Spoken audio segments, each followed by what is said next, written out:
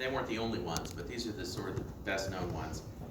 There is a series of incremental increases in understanding about the role of DNA. And what all of these folks were using was not eukaryotic DNA, but bacterial DNA and viral DNA. And this is a theme you'll see in the mid-20th century, that people used, logically, organisms that were the simplest and the easiest to manipulate. And so they were using bacteria and the viruses that infect them.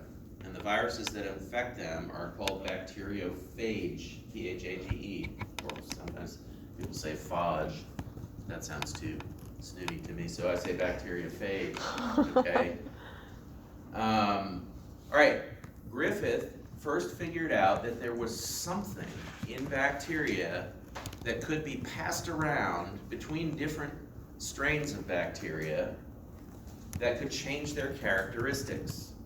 And so he did this experiment right here, and that change in characteristics, they labeled transformation. Okay, this is simply a use of the normal word, transformation of bacteria. And here's the big experiment that he did. He had two different strains of pneumonia, streptococcal pneumonia bacteria called S and R. And if he infected a mouse with living S strain cells, the mouse got pneumonia and died. Poor mouse, okay? If he infected them with the R strain, they were fine. They did not get pneumonia and die. If he killed the S cells, which normally gave the mouse pneumonia, first, and then injected them, the mouse did not die. So far, this is all that's what you would predict, right? If he took, and here was the fourth step is the key one, if he took living R cells, which do not give the mouse pneumonia normally, and he mixed them first, before injecting them, with dead S cells, and then injected those living R cells that had been exposed to dead S cells, the mouse got pneumonia and died. And so you see what's going on here. Somehow the R cells, which are normally harmless, were transformed by the dead S cells. And the dead S cells could not kill the mouse by themselves, but they were able to somehow transform the R cells, to pass on something to the R cells to transform them. And in addition, he did Petri dish experiments where the colonies looked different from the different strains. And so after the mouse was either dead or had been injected, he would isolate bacteria from the mouse, and the dead mouse that had the live S cells produced S colonies again, showing that the S bacteria had grown inside the mouse. Same with the R. If he did the dead S cells, he got no colonies, so it's not like the S cells came back to life inside the mouse in any way. When he did the mixture, he got both R and S colonies on the plate, indicating that somehow the S cells had been resurrected in this transformation event, or that the R cells had turned into S cells, which was more likely, right? So that process of genetic change in bacteria, we still to this day call transformation. Now I will note that there is another use of the word transformation in molecular cell biology, which is not quite the same as this one. And that is, if you take DNA and put it into a eukaryotic cell artificially in the lab, and that cell becomes cancerous, or if the cell becomes cancerous naturally, we also refer to that as transformation, okay? But in a eukaryotic context, transformation usually means a cell is turning into cancer. In both cases, there's a genetic change, okay? And that's fundamentally what the word means. But here, we are talking about genetically altering bacteria. Okay. All right, the second set of experiments, this was the mouthful one, the Avery McLeod-McCarty experiment. They were specifically, so Griffith showed that bacteria could be transformed by something from other strains. These folks showed that it was DNA doing the job. All right, how'd they do that?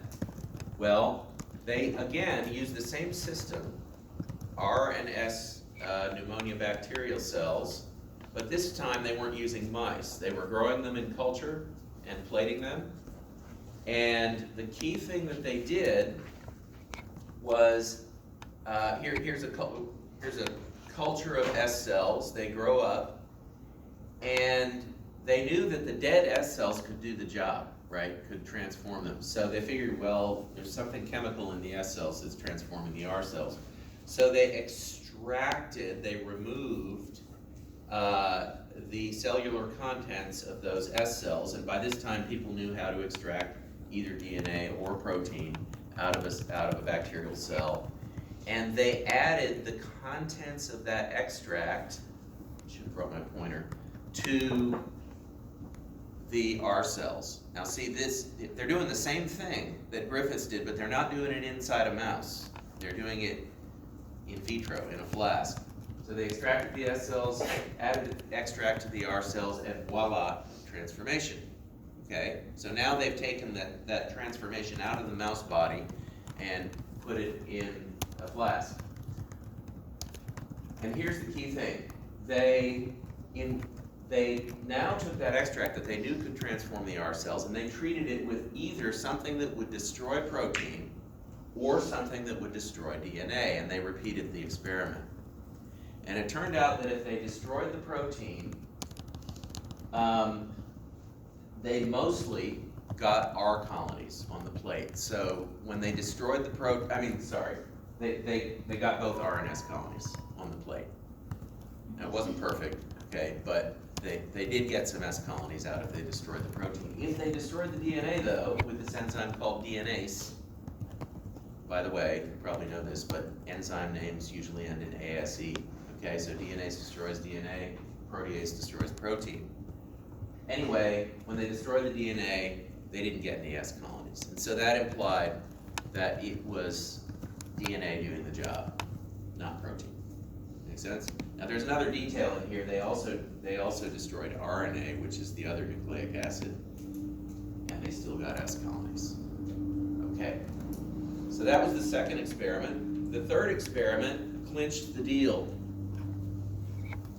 And so whereas Avery and Company had showed that DNA was the transforming material, Hershey and Chase, and this is, one of them was female, I think it's Martha Chase, maybe, I can't remember, so a little feminist note for you there, okay? This is the 1940s, and there's a prominent female scientist involved in understanding DNA. That's also true for Watson and Crick, which we'll mention later. Okay. All right, anyway, this time they showed specifically that DNA passed on hereditary traits, okay? How did they do that? Again, using bacteriophage, which are these cool lunar lander-looking little viruses. They labeled them, sorry, I keep using ancient analogies. They label the viruses with they either labeled the DNA on the left or they labeled the protein. Specifically, they used radioactive phosphorus called P32 to label the DNA in the virus, or they used radioactive sulfur, sulfur's not in DNA, okay, but it is in protein, to label the protein. And I'm not sure how much of this detail they knew at the time, but they knew the bacteriophage had both DNA and protein.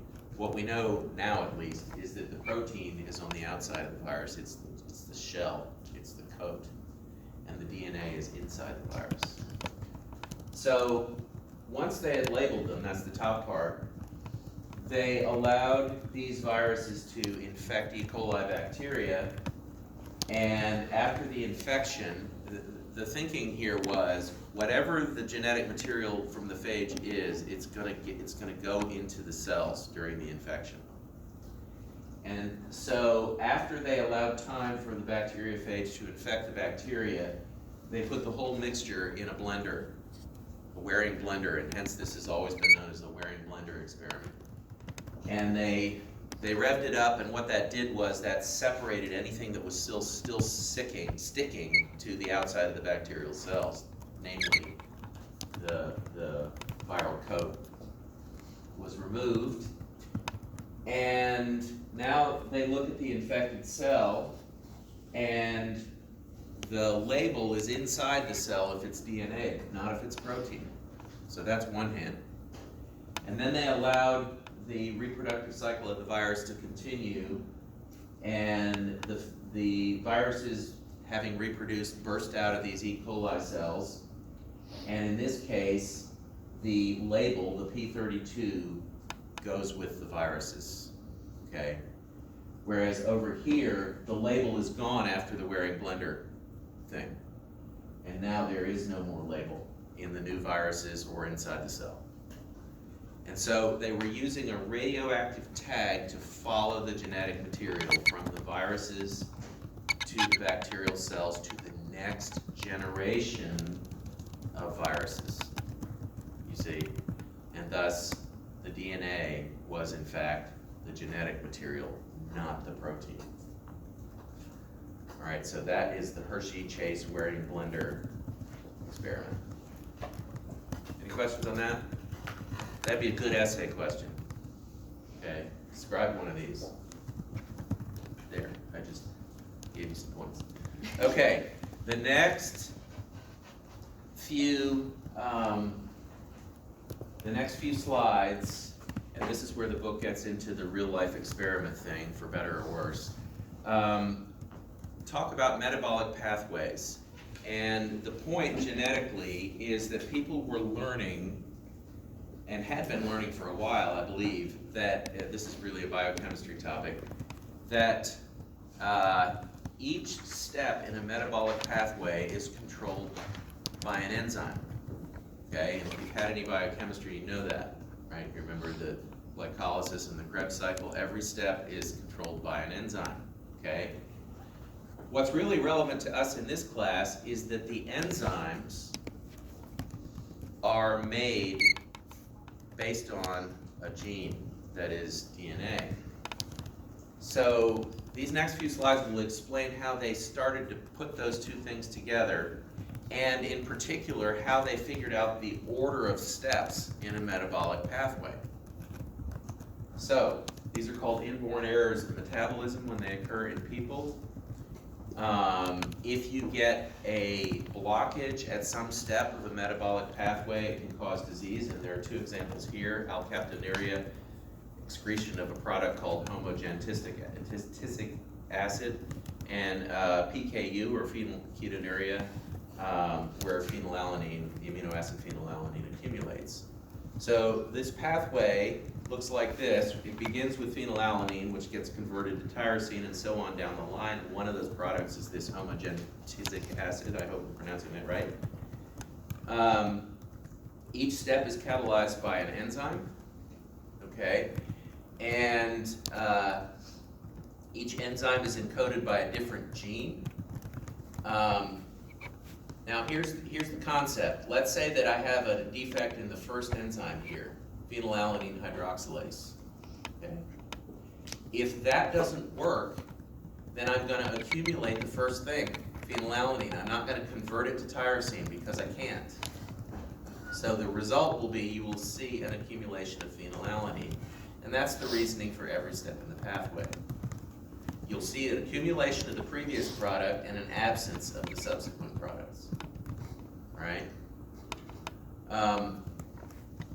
So in classical, I'm giving you, sometimes you will hear the terms forward and reverse genetics. In classical genetics, people find a phenotype, a trait, like the ones we were just talking about with the metabolism, and they try to figure out what the gene is that is involved in this trait. And that's sometimes called forward genetics. So we will see a lot more later in this class about fruit flies as a model organism. Normally fruit flies have red eyes, but sometimes there's a mutation that causes white eyes.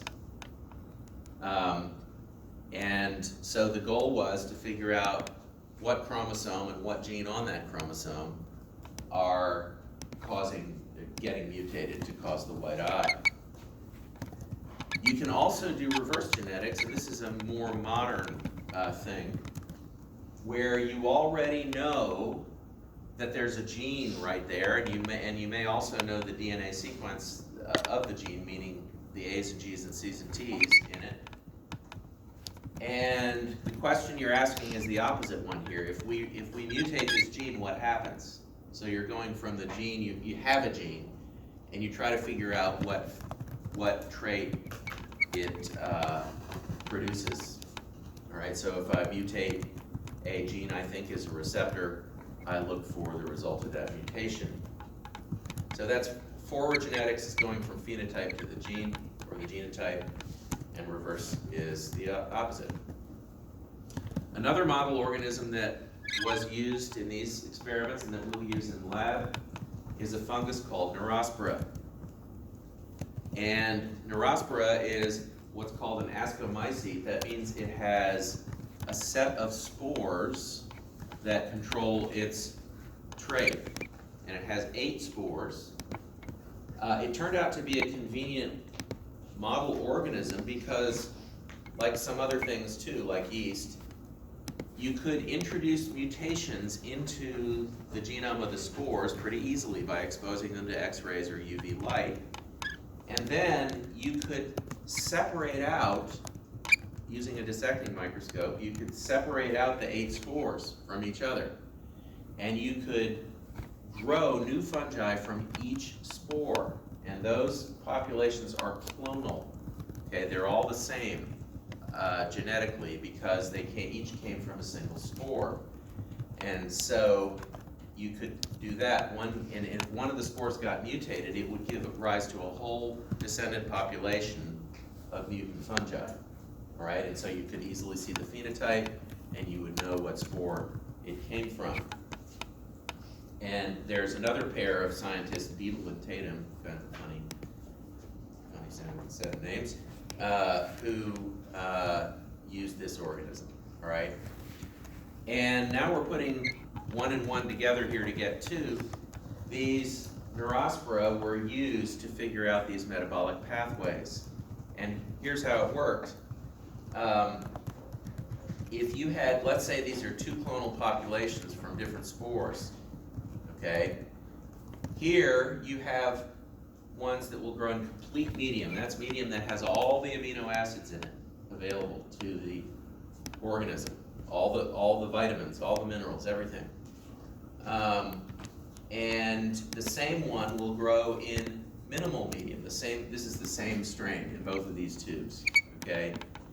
So it grows in complete medium and it grows in minimal medium. Minimal medium is a medium that has only a few of the nutrients in it.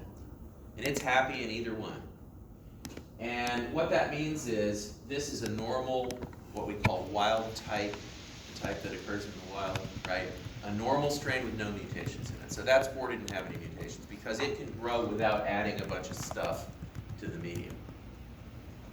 But this one over here from another spore, it'll grow in the complete medium, but not the minimal medium.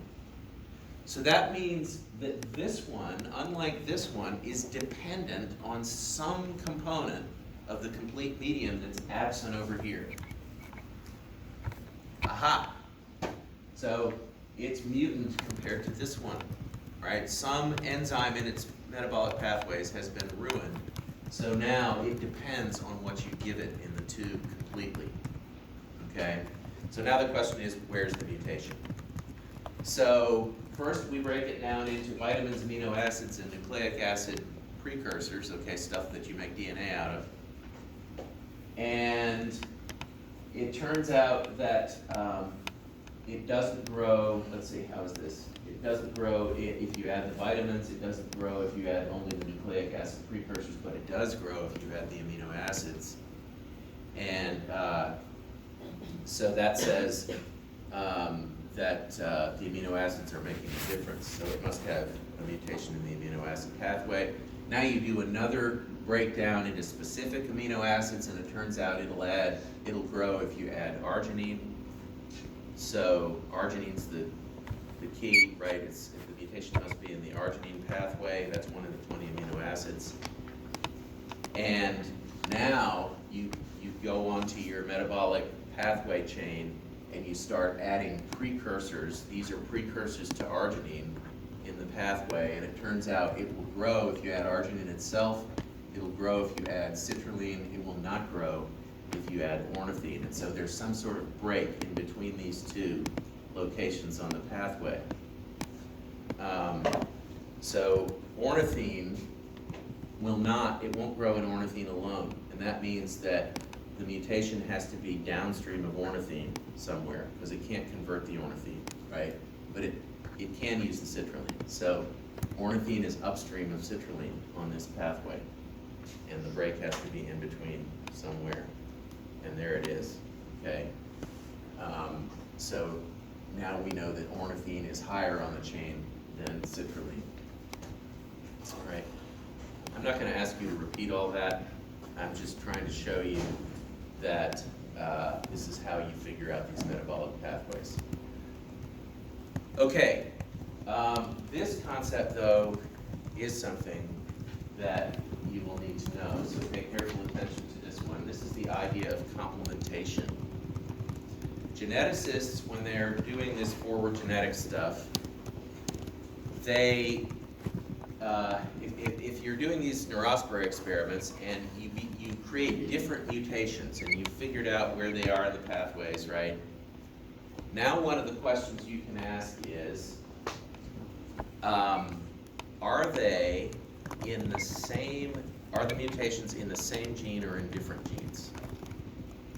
If they are in different genes, then if you cross your two different mutants, say mutant A and mutant B, and mutant A has a mutation in gene A and mutant B has a mutation in gene B, then when you allow them to reproduce with each other, their offspring will have one good copy of gene A and one good copy of gene B. And they will complement each other. The mutation of one will be covered, the good gene of one will take care of the offspring, the good gene of the other will take care of the offspring. Does that make some sense? I'll show you in a minute, diagram. On the other hand, if they're in the same gene, then they both have the same defective gene, and when you cross them, it's not going to work. All right. So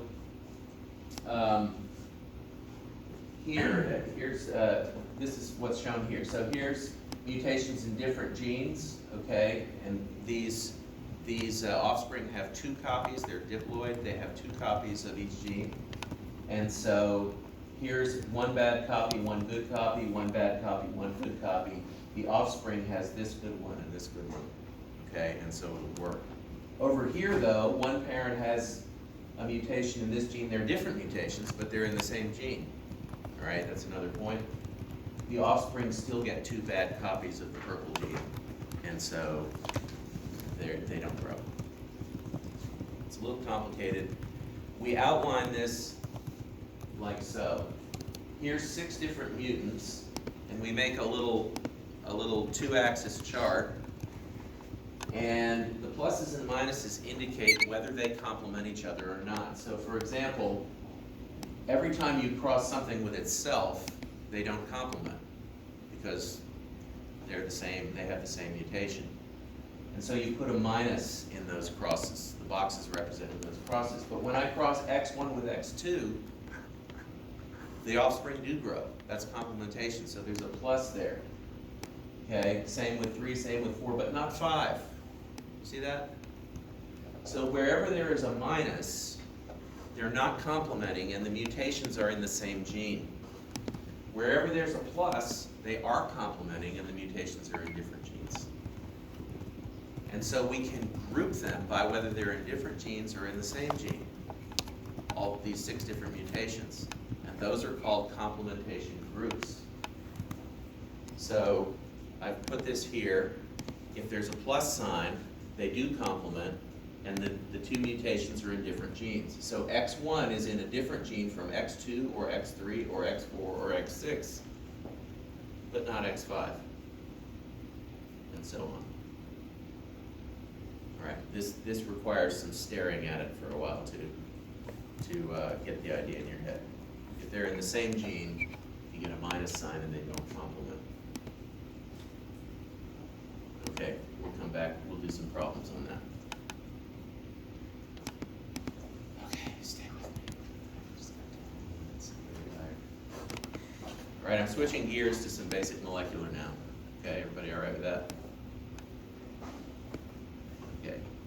That first set of stuff is the less intuitive part of these slides, I think, or the part that you're probably most familiar with.